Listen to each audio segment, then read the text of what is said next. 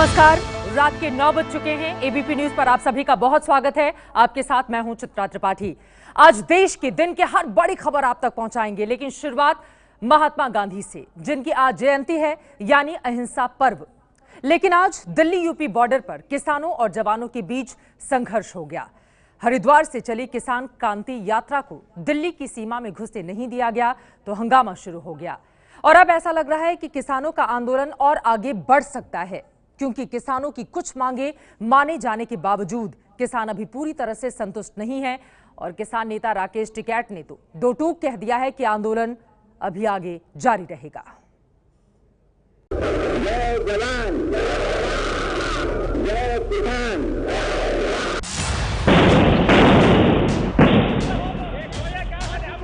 बहुत इसकी बुरी स्थिति है। अजीब विडंबना है कि जय जवान जय किसान का नारा देने वाले लाल बहादुर शास्त्री की जयंती पर ही दिल्ली यूपी बॉर्डर पर जवान और किसान आमने सामने आ गए।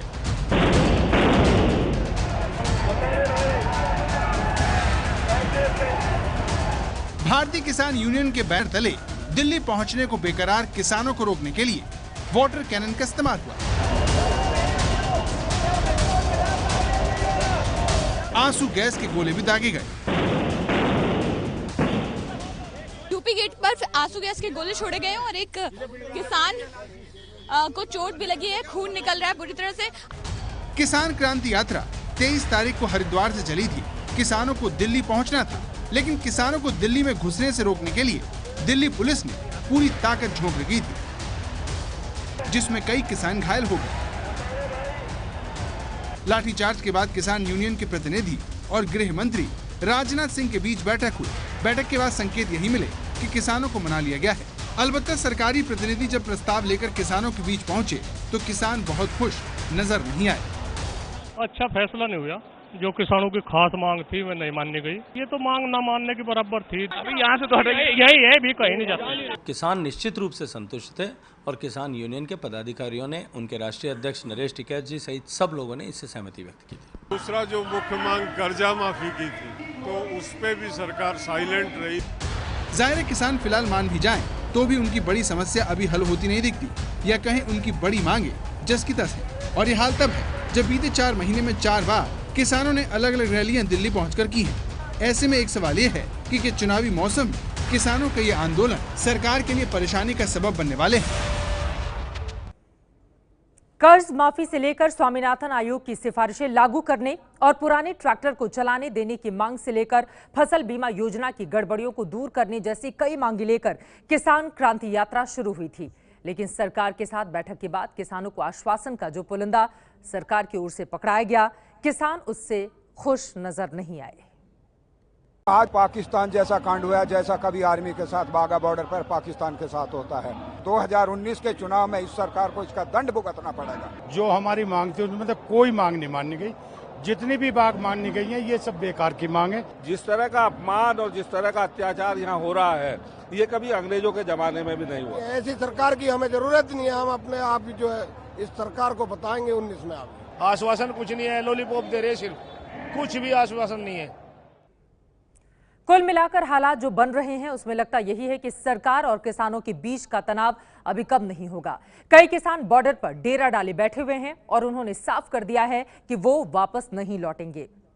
खैर, आज परवान चढ़े किसान आंदोलन के जितने पहलू हैं, जितनी खास तस्वीरें हैं, जितनी कहानियां हैं, हम आपको दिखाएंगे ठीक 9:28 पर।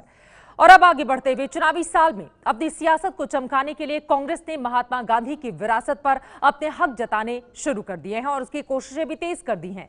इसीलिए गांधी जयंती के मौके पर आज पूरा कांग्रेसी कुनबा महाराष्ट्र में गांधी के आश्रम सेवाग्राम पहुंच गया। राहुल गांधी ने वहां से प्रधानमंत्री मोदी पर महात्मा गांधी के सिद्धांतों के खिलाफ काम करने का आरोप लगाकर हमला किया। गली गली में शोर है।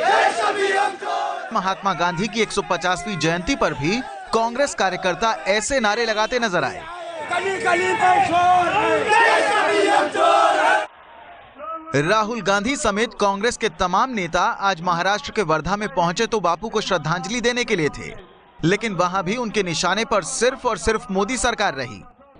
गांधी जी ने कहा देश को जोड़ना है, मोदी जी कहते हैं देश के सब लोगों को तोड़ना है, एक धर्म को दूसरे धर्म से लड़ाते हैं, जहां भी जाते हैं कहीं ना कहीं गुस्सा फैलाते हैं, नफरत फैलाते हैं, क्रोध फैलाते हैं। वर्धा में इस सभा को संबोधित करने से पहले राहुल गांधी ने करीब 3 किलोमीटर लंबा पैदल मार्च किया। उससे पहले सेवाग्राम में एक प्रार्थना सभा हुई। राहुल और सोनिया गांधी ने बापू कुटिया में खाना खाया और उसके बाद खुद ही अपने बर्तन भी धोए। सेवाग्राम के ही महादेव भवन में कांग्रेस वर्किंग कमेटी की बैठक भी हुई, जिसमें मोदी सरकार के खिलाफ 2 प्रस्ताव पारित किए गए। भाजपा और आरएसएस पाखंडी ताकतें आज सत्ता की स्वार्थ सिद्धि के लिए बापू की विचारधारा को अपनाने का ढोंग रच रही हैं। समय की मांग है कि एक नए स्वतंत्रता संग्राम की पुनः शुरुआत हो। पर सवाल ये भी है कि आखिर कांग्रेस को अचानक बापू की याद क्यों आई? क्या उसे ये डर सता रहा है कि जिस तरह प्रधानमंत्री मोदी महात्मा गांधी के नाम पर स्वच्छता अभियान का डंका पीट रहे हैं, उस वजह से वो विरासत की लड़ाई में पीछे छूट रही है और इसीलिए अपनी सियासत को आगे बढ़ाने के लिए गांधी नाम का जप जरूरी है। चलिए अब चलते हैं मध्य प्रदेश, जहां कांग्रेस भगवान राम के आश्रय चुनावी बेड़ा पार करने की तैयारी कर रही है। कांग्रेस ने ऐन चुनाव से पहले वहां राम वन गमन पथ यात्रा शुरू कर दी है। शिव भक्त राहुल गांधी की कांग्रेस मध्य प्रदेश में शिवराज सरकार के खिलाफ भगवान राम का सहारा ले रही है। राम नाम जपते हुए कांग्रेस ने यहां रामवन गमन पथ यात्रा शुरू कर दी है।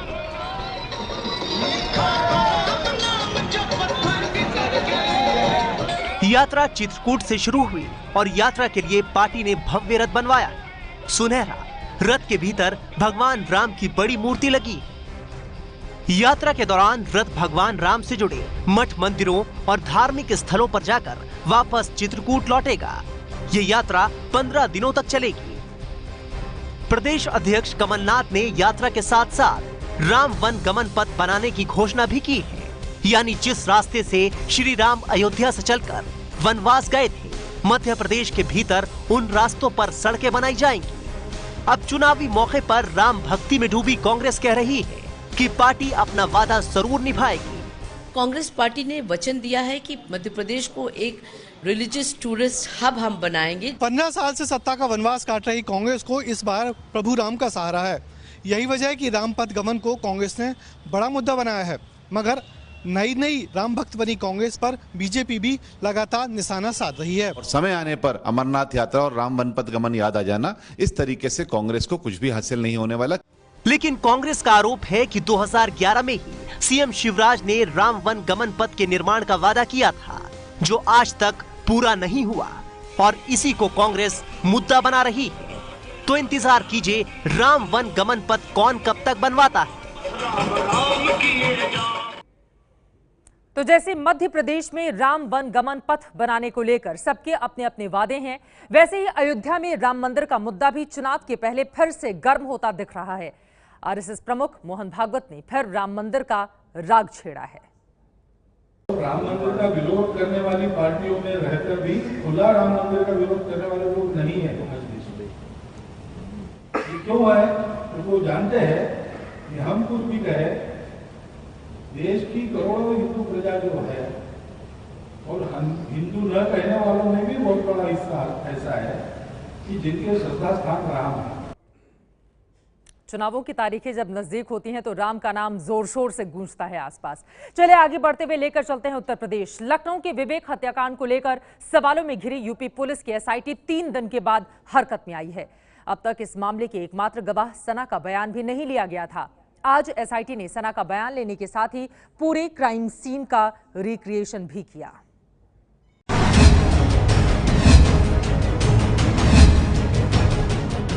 तो ये कोशिश है ये जानने और समझने की कि 28 सितंबर की रात लखनऊ के गोमती नगर इलाके में किस तरह विवेक तिवारी सिपाही प्रशांत की गोली का निशाना बने। विवेक हत्याकांड की जांच कर रही एसआईटी आज घटना की चश्मदीद सना और विवेक की पत्नी कल्पना तिवारी के साथ घटना स्थल पर पहुंची। रिक्रिएशन के लिए ठीक वैसी ही एसयूवी इस्तेमाल की गई जिसमें घटना के दिन विवेक और सना मौजूद थे।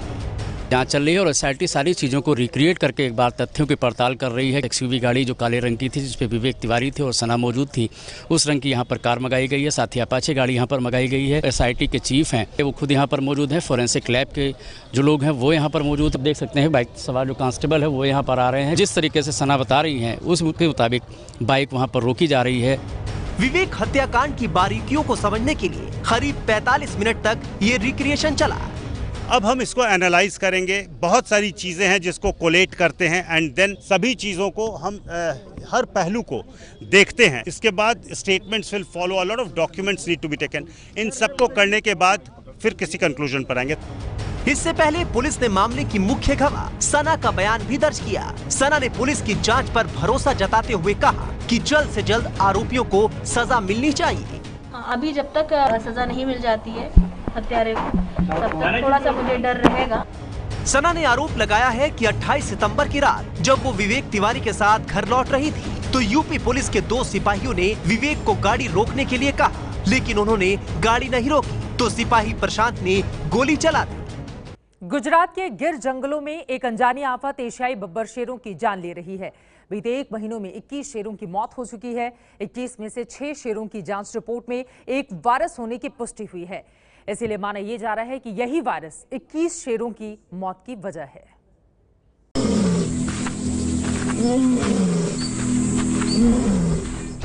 एशियाई बब्बर शेरों के लिए मशहूर गुजरात के गिर के जंगल में इन दिनों एक बड़ा खतरा मंडरा रहा है, जो एक के बाद एक कई शेरों की जान ले चुका है। जंगल के अधिकारियों के मुताबिक 12 से 19 सितंबर के बीच यहां पर 11 शेरों की मौत हुई।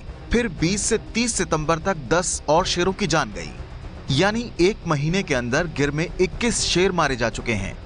इन शेरों की मौत की वजह जानने के लिए देश भर के विशेषज्ञों को बुलाया गया है। वन विभाग ने नेशनल इंस्टीट्यूट ऑफ वायरोलॉजी को भी जांच के लिए सैंपल भेजे हैं। जो भी रिपोर्ट्स मिली है उसमें कुछ ये वायरस और प्रोटोजोआ दिखने को मिले हैं, लेकिन हम उनके जो भी प्रिवेंटिव मेजर लेना चाहिए वो हम ले रहे हैं।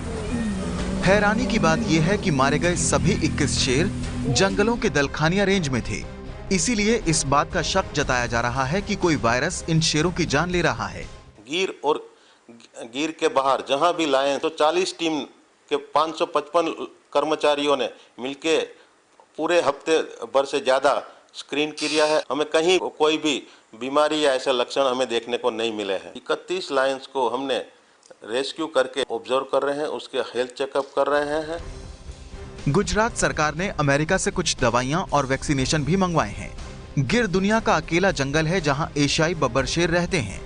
2010 से 2015 के बीच यहां शेरों की संख्या 411 से बढ़कर 523 पहुंच गई थी। एक अनुमान के मुताबिक फिलहाल गिर के जंगलों में 700 से ज्यादा शेर हैं। लेकिन इस तरह अचानक 21 शेरों की मौत से वन विभाग के प्रयासों को बड़ा झटका लगा है। किसान बनाम जवान, गांधी और शास्त्री जयंती के दिन आज देश की कहानी यही है। गांधी जी चाहते थे कि देश का राजा किसान बने, तो शास्त्री जी ने जय जवान जय किसान का नारा दिया। लेकिन आज की सियासत ने जवान और किसान के बीच संघर्ष करा दिया। यही आज की कहानी है और यही आज की तस्वीर भी। दिल्ली के दर पर अपना हक मांगने आए किसानों को लाठी, पानी की बौछार और आंसू गैस के गोले मिल रहे हैं।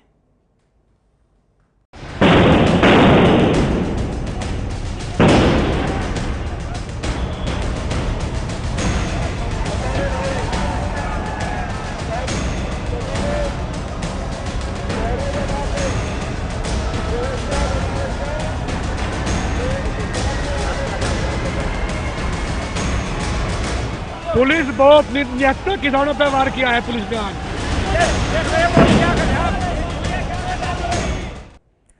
सुबह सुबह हजारों की तादाद में किसान गाजियाबाद पहुंच चुके थे। किसानों का मकसद बापू की समाधि राजघाट पर जाना था, लेकिन रास्ते में उनका सामना बड़ी तादाद में मौजूद जवानों से हो गया।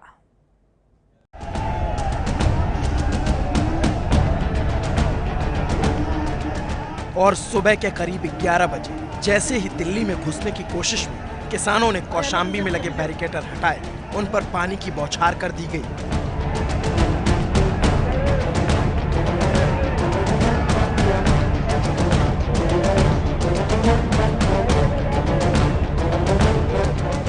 पानी की तेज बौछार के बीच भी किसान डटे रहे। 7 लेयर की बैरिकेडिंग के पीछे सैकड़ों जवान और बैरिकेटर के इस तरफ हजारों किसान पीछे हटने को तैयार नहीं थे।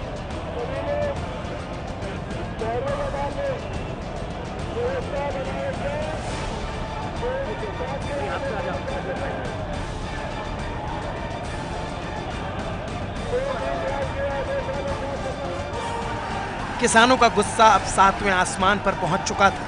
कई किसान पानी की बौछार सीधे सीने पर लेने के लिए बैरिकेटर्स पर चढ़ गए, तो कुछ किसान ट्रैक्टर के जरिए बैरिकेटर तोड़ने की कोशिश करने लगे। ना किसान मानने को तैयार थे ना जवान। जवानों का आदेश था कि कुछ भी करके किसानों को रोका जाए और किसानों के सिर पर भी किसी भी कीमत पर दिल्ली पहुंचने का जुनून सवार था। किसानों का ट्रैक्टर महज 10 मिनट के अंदर दिल्ली यूपी बॉर्डर पर बैरिकेटर्स के सीने को कुचलने लगा था।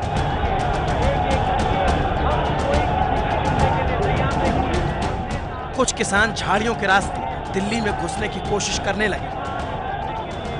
सामने के जो बैरिकेड्स हैं उनको गिरा दिया गया है, वहीं दूसरे रास्ते से जो यहाँ पर झाड़ियों के बीच से रास्ता है वहां से किसानों को आगे निकालने की कोशिश भी की जा रही है।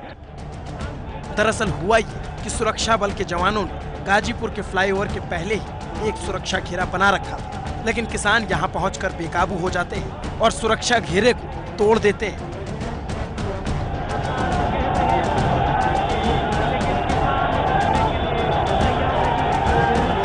काफी लंबा पड़ाव जो है यहाँ का, ये जो बैरिकेड है ये किसानों ने हटा दिया है। क्या चाहते हैं आगे? हम आगे ये चाहते हैं, हम राजघाट पर जाएंगे, अगर हमारे को रोकने की कोशिश करेंगे हम बिल्कुल जाएंगे, हम सिर तोड़ जवाब देंगे। और किसानों का समूह तेजी से गाजीपुर के फ्लाईओवर के उस पार पहुंच जाता है, लेकिन पुलिस के जवान वहां पहले से ही मुस्तैद थे और जब किसानों ने आगे जाने की जिद नहीं छोड़ी तो पुलिस ने वाटर कैनन चालू करा दिया। वाटर कैनन का सामने कैमरामैन दिखाएंगे, कापड़ी दिखाएंगे। पुलिस ने वाटर कैनन का इस्तेमाल कर दिया है और देखते देखते टकराव बढ़ गया। पुलिस किसानों को रोकने के लिए और क्रूर होती गई तो किसान भी अपनी जान की परवाह किए बगैर आगे जाने की जिद पर अड़े रहे। फिर क्या था, पानी की बौछार किसानों को ना रोक सकी तो पुलिस ने आंसू गैस के गोले छोड़ने शुरू कर दिए।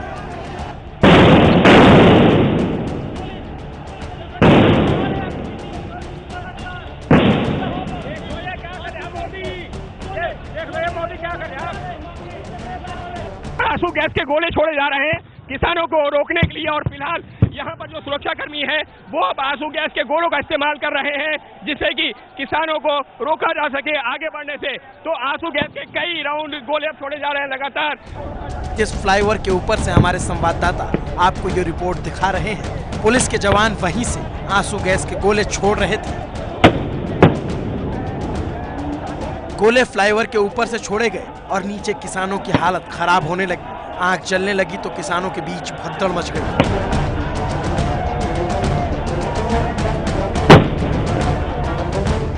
इस दौरान कुछ किसान पुलिस वालों से भिड़ गए।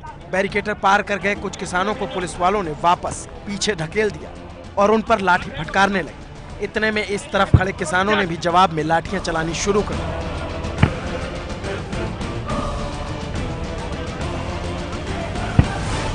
लेकिन किसान पुलिस वालों के आगे ज्यादा देर तक टिक नहीं पाए क्योंकि आंसू गैस के गोले पुलिस की लाठियों को ज्यादा बल दे रहे थे और फिर थोड़ी देर में किसान भागने लगे। पुलिस वालों ने उन्हें काफी दूर तक खदेड़ा। आंसू गैस के गोले चलने के बाद हालात बद से बदतर होते हुए चले गए। किसान अपनी गाड़ी और ट्रैक्टर छोड़कर भागने लगे। फ्लाईओवर के ऊपर की तस्वीरें आपने देख ली हैं, नीचे तो हालात उससे भी ज्यादा खराब थे। वाटर कैनन का इस्तेमाल किया जा रहा है तो कहीं ना कहीं खराब होते हुए यहाँ पर दिल्ली यूपी गेट पर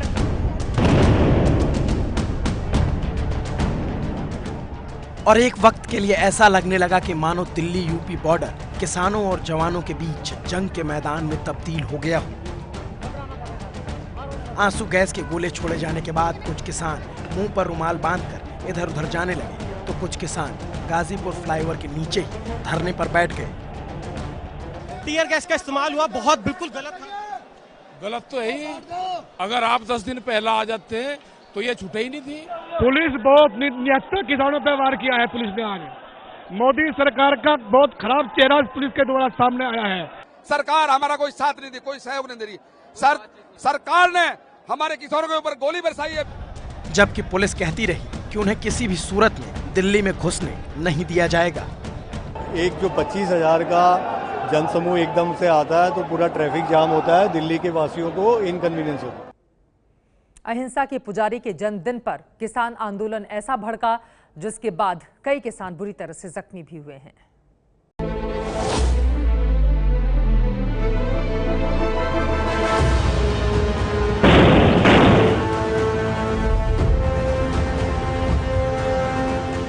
सीने पर गोली मारी है, देखिए आप देख सकते हैं यहाँ पर इनके सीने पे काफी गंभीर चोट आई है। पुलिस ने कार्रवाई की तो किसी के सीने में चोट लगी।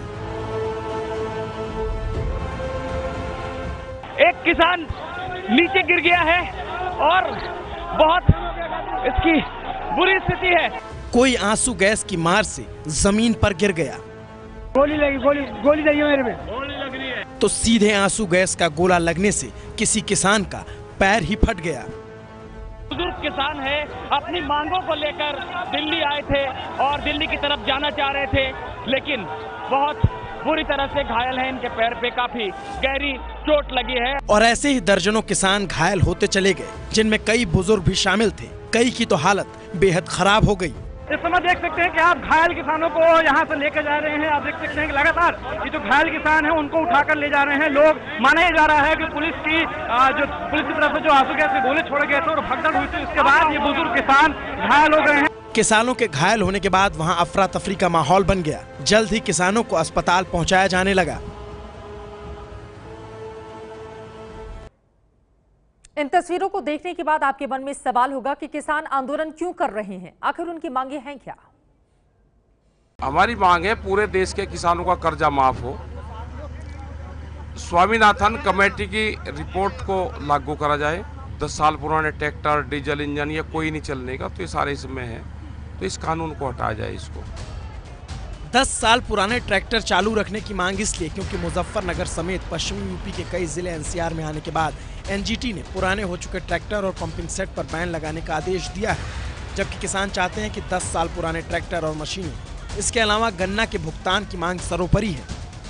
तो भाई हमारे गन्ने को भी ला दो डिजिटल इंडिया में, हम गन्ना मिल में डाल लें और जैसे ही वो तुलाई हो और हमारे अकाउंट में पैसा पहुंच जा।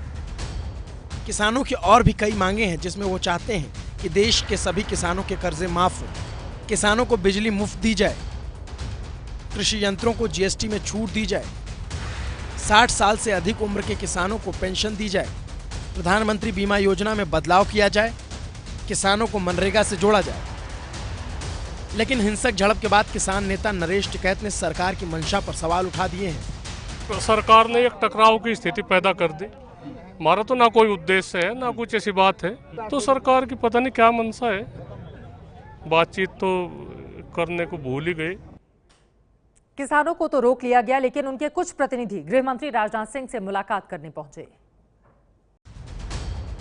हरा अंगवस्त्र पहने यही वो किसान नेता हैं जिन्होंने गृह मंत्री राजनाथ सिंह के घर जाकर मुलाकात की, और मुलाकात के दौरान मौजूद रहे कृषि राज्य मंत्री गजेंद्र सिंह शेखावत और यूपी के गन्ना मंत्री सुरेश राणा ने किसानों की मांगे मानने का दावा किया।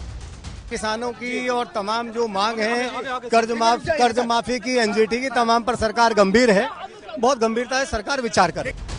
लेकिन किसान अब भी सरकार के रवैये से संतुष्ट नहीं है, धरना जारी रखने की बात कर रहे हैं। नहीं बुलाए तो नहीं, पर एक तो किसानों को तो विश्वास दिलाना पड़ेगा। किसान तो विरोध कर रहे हैं, नहीं जारी है अभी। हाँ धरना जारी नहीं, मैं तो चलो भी तो किसानों का मूड यही है यहीं रुकने का। भारतीय किसान यूनियन के अध्यक्ष नरेश टिकैत के इस ऐलान के बाद आपको बता दें, नेशनल हाईवे पर किसानों ने डेरा जमा लिया है।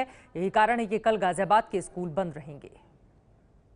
और किसान क्रांति यात्रा में आए हजारों किसान सड़क पर ही बोरिया बिस्तर बिछाकर लेट गए हैं। यहीं पर इनके खाने की व्यवस्था हो गई है।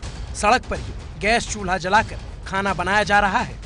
किसान क्रांति यात्रा दिल्ली यूपी बॉर्डर पर डटी हुई है और यहाँ जो तैयारी दरअसल चल रही है उसे देखकर आपको लगेगा कि ये जो इनका आंदोलन है लंबा चल सकता है। अभी हम उसी जगह पर मौजूद हैं जहां ये किसान डटे हुए और यहाँ पर शाम के खाने की तैयारियां यहाँ पर चल रही।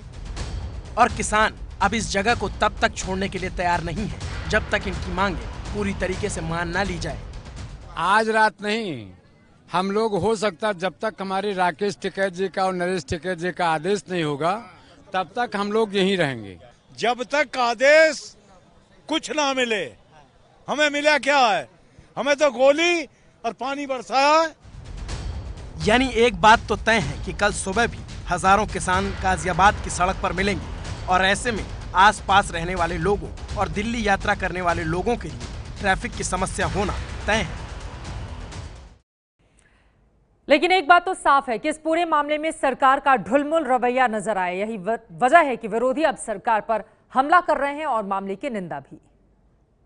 हिंसा पूर्वक किसानों के दल पर हिंसा पूर्वक हमला, कातिलाना हमला मोदी जी की सरकार करवा रही है। क्या देश के किसान को राष्ट्रीय राजधानी में आकर अपनी पीड़ा व्यक्त करने का अधिकार नहीं? दिल्ली तो सबकी है, दिल्ली में क्यों एंटर नहीं करने दिया जा रहा? दिल्ली में एंटर करने दिया जाना चाहिए।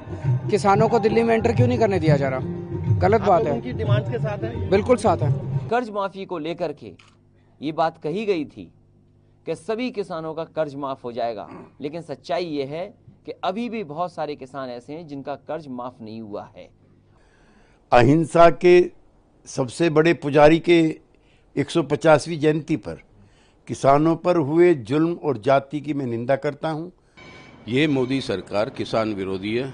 अब उन लोगों के ऊपर इस तरीके की जुल्म करना ये मंजूर नहीं है कि उन पर लाठियां चलाई जा रही है, उन पर आंसू गैस छोड़े जा रहे हैं, धकेला जा रहा है, खदेड़ा जा रहा है। ये बहुत ही गलत तरीका है। ऐसा नहीं है कि रातों रात किसान हजारों की संख्या में दिल्ली बॉर्डर पर इकट्ठा हो गए। तैयारी तो पहले से चल रही थी। दरअसल भारतीय किसान यूनियन के बैनर तले हजारों किसान 23 सितंबर से ही रैली निकाल रहे हैं। रैली की शुरुआत हरिद्वार से हुई थी और दिल्ली पहुंचते पहुंचते 25,000 किसान रैली में अपने अपने ट्रैक्टर समेत शामिल हो गए। भारतीय किसान यूनियन की इस रैली में पश्चिमी उत्तर प्रदेश, उत्तराखंड, पंजाब और हरियाणा के किसान शामिल हुए। दरअसल किसानों ने पहले भी यूपी सरकार से बात की थी, लेकिन वो विफल रही, तो केंद्र से सीधे बात करने किसान दिल्ली की ओर चले आए।